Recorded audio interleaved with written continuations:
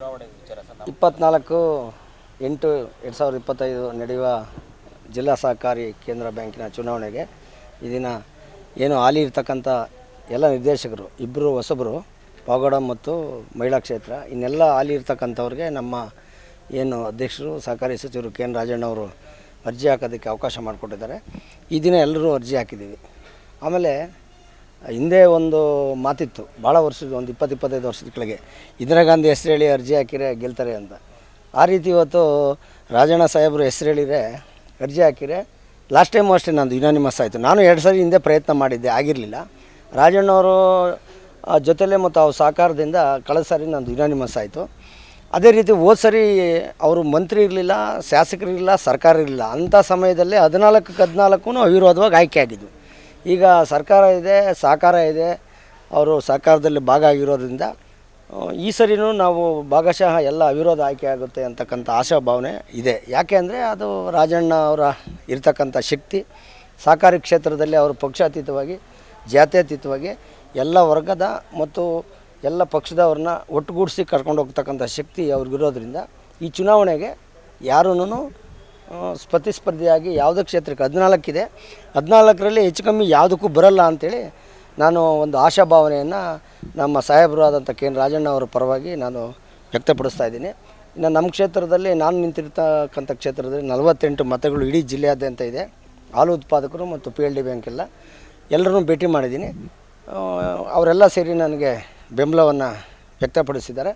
ಅವರ ಆಶೀರ್ವಾದದಿಂದ ನಾನು ಅವಿರೋಧವಾಗಿ ಸಾಹೇಬರ ಕೆ ಎನ್ ರಾಜಣ್ಣ ಅವರ ಆಶೀರ್ವಾದದಿಂದ ಅವಿರೋಧವಾಗಿ ಆಯ್ಕೆ ಅಂತಕ್ಕಂಥ ಅವಕಾಶಗಳು ಇದೆ ಅಂತಕ್ಕಂಥ ಮಾತನ್ನು 342 ಇದೆ ಟೋಟಲ್ ಎಲ್ಲ. ಅಂದರೆ ಫ್ಯಾಕ್ಸು ಲಕ್ಷ್ಮೀನಾರಾಯಣ ಅವ್ರದ್ದು ಮತ್ತು ಸಿ ಬಿ ಆದರೆ ಇವ್ರದ್ದು ನಮ್ಮ ರಾಜೇಂದ್ರ ಅವ್ರದ್ದು TFSMS ಮಹಿಳೆಯರದು ಎಲ್ಲ ಸೇರಿ 300ಕ್ಕಿಂತ ಹೆಚ್ಚು ಮತದಾರಿದ್ದಾರೆ ಜಿಲ್ಲೆಯಲ್ಲಿ. ನಿಮ್ಮ ಕ್ಷೇತ್ರದಲ್ಲಿ ಆದರೂ ಪೈಪೋಟಿ ಆಗುವ ಸಾಧ್ಯತೆ ಇದೆಯಾ ಸರ್? ಸದ್ಯಕ್ಕಂತೂ ಏನು ಆ ಥರ ಕಾಣ್ತಾ ಇಲ್ಲ. ನನ್ನ ಕ್ಷೇತ್ರದಲ್ಲಿ ಕಳೆದ ಸರಿನೂ ಇರಲಿಲ್ಲ, ಅರ್ಜಿ ಹಾಕೋಕ್ಕೆ ಅವಕಾಶ ಇತ್ತು, ಯಾರೂ ಹಾಕಿರಲಿಲ್ಲ. ಈ ಸರಿನೂ ಎಲ್ಲ ಘಟಾನುಘಟಿಗಳಿದ್ದಾರೆ. ನನ್ನ ಇವರು ಮತದಾರ ಪಟ್ಟಿನಲ್ಲಿ ನೀವೇನಾದರೂ ನೋಡಿಬಿಟ್ರೆ ಆಶ್ಚರ್ಯ ಆಗ್ತಕ್ಕಂಥವ್ರು ಎಲ್ಲ ಇದ್ದಾರೆ. ಬೆಳ್ಳಾವಿ ಉಮೇಶ್ ಇದ್ದಾರೆ, ಅವರೆಲ್ಲ ಅರ್ಹತೆ ಇರ್ತಕ್ಕಂಥವ್ರು. ನಮ್ಮ ಕೆಸರುಮಾಡು ಗಂಗಣ್ಣವ್ರು ಇದ್ದಾರೆ, PLD ಬ್ಯಾಂಕ್ ಅಧ್ಯಕ್ಷರು ಕುಣಗಲ್ ಕೃಷ್ಣಕುಮಾರ್ ಇದ್ದಾರೆ, ಗೋಪಾಲ್ಪುರ ಚಂದ್ರಶೇಖರ್ ಇದ್ದಾರೆ, ಗುಬ್ಬಿ ಅವರು. ಆಮೇಲೆ ನಮ್ಮ KMF ನಿರ್ದೇಶಕರಂಥ ಮೈದನಹಳ್ಳಿ ಕಾಂತಣ್ಣವ್ರು ಇದ್ದಾರೆ. ಆಮೇಲೆ ಇನ್ನೊಬ್ಬರು ನಮ್ಮ P ಮೂರ್ತಿ ಅಂತ ಇದ್ದಾರೆ. ಈ ಥರ ಎಲ್ಲ ಘಟಾನುಘಟಿ. ಹೌದೌದು, ನಾವು ಒಳ್ಳೆ ಕೆಲಸ ಮಾಡಿದ್ದೀವಿ ಅಂತಂದರೆ ಅದಕ್ಕೆ ರಾಜಣ್ಣವ್ರ ಕಾರಣ. ನಾವು ಬ್ಯಾಂಕಲ್ಲಿ ಏನೋ ಒಂದು ಕಾನೂನುಬದ್ಧವಾಗಿ ನಡ್ಕೊಂಡು ಹೋಗ್ತಾರೆ, ಅವ್ರಿಗೆ ಎಲ್ಲ ರೀತಿಯೆಲ್ಲ ಸಹಕಾರವನ್ನು ಕೊಡ್ತೀವಿ. ಮತ್ತು ಅವರು ನಮಗಷ್ಟೇ ನಾವು ಯಾವುದಾದ್ರೂ ಒಂದು ಅರ್ಜಿ ತೊಗೊಂಡೋಗಿ ಬಡವ್ರಿಗೆ ಸಹಾಯ ಮಾಡಬೇಕು ಅಂತಂದಾಗ, ಸಾಲ ಕೊಡಬೇಕು ಅಂತಂದಾಗ ಭಾಳ ಪಾರದರ್ಶಕವಾಗಿ ಅವರು ನಮಗೆ ಸಹಾಯವನ್ನು ಮಾಡಿರ್ತಕ್ಕಂಥ ಒಂದಲ್ಲ ಎರಡಲ್ಲ 100 ಉದಾಹರಣೆಗಳಿದೆ. ಉದಾಹರಣೆಗೆ ಸರ್, ಹೋದ ಸಲ ಏನು 14 ಸ್ಥಾನ ಗೆಲ್ಲಬೇಕಾದ್ರೆ ಅಷ್ಟೊಂದು ಕಸರತ್ತು ಮಾಡಬೇಕಾಗಿರಲಿಲ್ಲ, ಬಟ್ ಈ ಬಾರಿ ಅಷ್ಟು ಸ್ವಲ್ಪ ಕಸರತ್ತು ಮಾಡಬೇಕಾಗಿರುವಂಥ ಪರಿಸ್ಥಿತಿ ಬಂದಿದೆ ಅಂತೇಳಿ. ಅಂದರೆ ವಾಸಣ್ಣ ಅವರು ಒಂದು ರಾಜಕೀಯದ ಬದಲಾದಂಥ ರಾಜಕೀಯ ಸನ್ನಿವೇಶಗಳಲ್ಲಿ ಆ ಥರ ಇದೆ, ಅವರು ಮನೋಭಾವ ಇರ್ಬೋದು. ಈಗ ನನಗೂ ಸ್ಪರ್ಧೆ ಯಾರಾದರೂ ಹುಡುಕಬೇಕು ಅಂತ ಇರ್ತದೆ, ಅವ್ರಿಗೂ ಹುಡುಕಬೇಕು ಅಂತ ಇರ್ತಾರೆ. ಅಂತಿಮವಾಗಿ ಯಾರು ಏನೇ ಮಾಡಿದ್ರು ರಾಜಣ್ಣವರು ಅವ್ರು ಹೇಳಿರ್ತಕ್ಕಂಥ ಎಲ್ಲ ಅಭ್ಯರ್ಥಿಗಳು 14 ಜನನೂ ಅವರೇ ಗೆಲ್ತಾರೆ. ಚುನಾವಣೆ ಆಗಲಿ ಅವಿರೋಧ ಆಗಲಿ ರಾಜಣ್ಣವ್ರು ಹೇಳಿದ್ದಂಥ ಅಭ್ಯರ್ಥಿಗಳೇ ಆಯ್ಕೆ ಆಗ್ತಾರೆ. ಇದರಲ್ಲಿ ಅಧ್ಯಕ್ಷರು ಅವರೇ ಇರ್ತಾರೆ. ರಾಜಣ್ಣವರು ಸಾಕು ಅನ್ನೋರ್ಗು ಅವರೇ ಇರ್ತಾರೆ. ಯಾಕೆಂದರೆ ಈಗ ನಾವು ಭಾಳಷ್ಟು ಸಹಕಾರಿ ಕ್ಷೇತ್ರ ನಾನು ನೋಡಿದ್ದೀನಿ. ನಾನು ಜಿಲ್ಲಾ ಮಟ್ಟದಲ್ಲಿ ತುಮಕೂರು ಡೈರಿ 6 ಚುನಾವಣೆ ಮಾಡಿದ್ದೀನಿ. DCC ಬ್ಯಾಂಕಲ್ಲಿ ಇದು 2 ಸರಿ ಸೋತಿದ್ದೀನಿ, 2 ಸರಿ ಈಗ ಗೆಲ್ತಾ ಇದ್ದೀನಿ. ಅಲ್ಲಿ 4 ಸಹಕಾರಿ ಇನ್ನೊಂದು 11 ಚುನಾವಣೆ ನಾನು ಮಾಡಿದ್ದೀನಿ.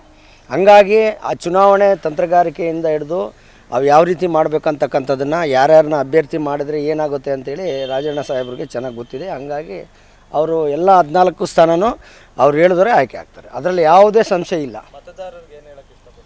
ಮತದಾರರಿಗೆ ಬೇರೆ ಬೇರೆ ಬ್ಯಾಂಕ್ಗಳು ನಾವು ನೋಡಿದ್ದೀವಿ, ಕೋಲಾರ ನೋಡಿದ್ದೀವಿ, ಬೇರೆ ಬೇರೆ ಜಿಲ್ಲೆಗಳ ಇರ್ತಕ್ಕಂಥ ಜಿಲ್ಲಾ ಸಹಕಾರಿ ಕೇಂದ್ರ ಬ್ಯಾಂಕ್ಗಳು ನೋಡಿದ್ದೀವಿ.